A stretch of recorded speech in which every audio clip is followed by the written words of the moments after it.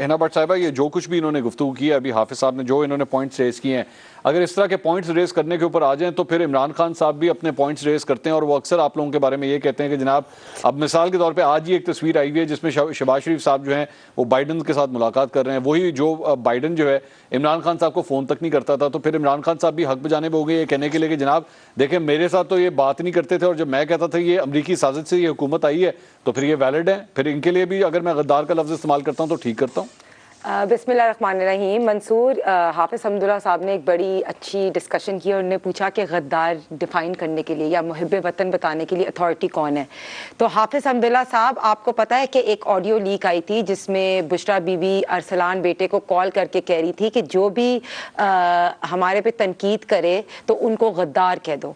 तो सबसे पहले तो मैं बताऊँ अथॉरिटी PTI में कौन है। मैं आपको भी बताती हूँ, अभी आपकी उस बात भी करूँगी। मेरा अभी ट्रिप था जनीवा का, वर्ल्ड इकोनॉमिक फोरम, और मैं वहाँ गई as a young global leader, और वहाँ PTI ने उन दिनों में मेरी एक 2 साल पहले की तस्वीर शेयर की जो जिम बैंक्स एक सेनेटर है US का, और लिख दिया कि ये इजरायली एजेंट से मुलाकात कर रही है, और मुझे उसको 2 दिन लगे फायर फाइटिंग करने के लिए। So the what happens is कि इनको लगता है कि ये यहाँ बैठ के PTI वाले आर ऑन द अथॉरिटी कि जिस मर्जी को चाहे ये गद्दार कह दें, जिस मर्जी के खिलाफ ये फेक प्रोपेगेंडा कर दें, और हम इनकी फायर फाइटिंग में लग जाते हैं।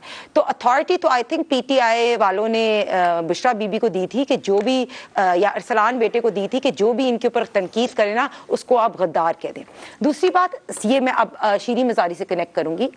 देखिए, शीरी मज़ारी ने बिल्कुल कहते हैं देर आए दुरुस्त आए, लेकिन आपको पता है कि पंजाब में भी चंद दिन पहले इनकी मीटिंग हुई PTI की कोर कमेटी, और 170 people were invited, only 156 came. And a lot of PTI people in Punjab, उनकी रेजर्वेशंस क्या हैं? क्योंकि इमरान खान की एंटी इस्टेब्लिशमेंट बयानिया, इमरान खान का जो ये इस तरह की गद्दारी से लिंक करना, those people are not accepting it.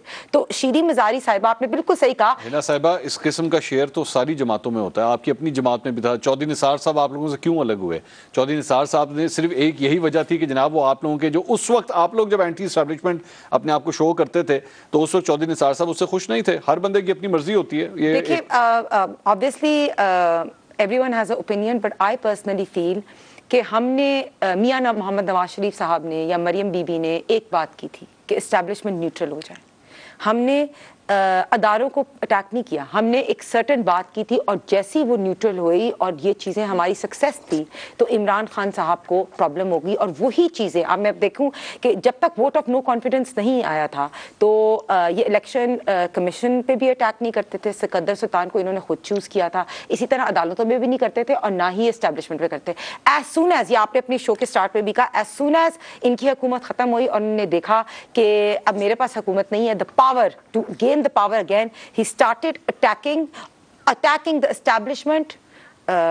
आपने इलेक्शन कमीशन को देख लिया और बाकी सारे अदारों को। लेकिन एक बात इनकी सही है जो अभी आपने स्टार्ट की शीरी मज़ारी से, कि PTI का एक ट्रैक रिकॉर्ड है कि ये गिरबान पकड़ते हैं और फिर जब डर जाते हैं ना तो लेट भी जाते हैं। तो अभी आपने देखा कि यूटर्न मास्टर इमरान खान साहब, शीरी मज़ारी साहिबा, ये सारे हैं, क्योंकि आते हैं, जैसे अभी आपने अदालत के फैसलों को हम सब बड़े ऑनर करते हैं और वो कहते हैं, लेकिन मैं यही कहूँ, कहते हैं कि इंसाफ का तराजू, जैसे कहते हैं ना, principle of justice should be the same.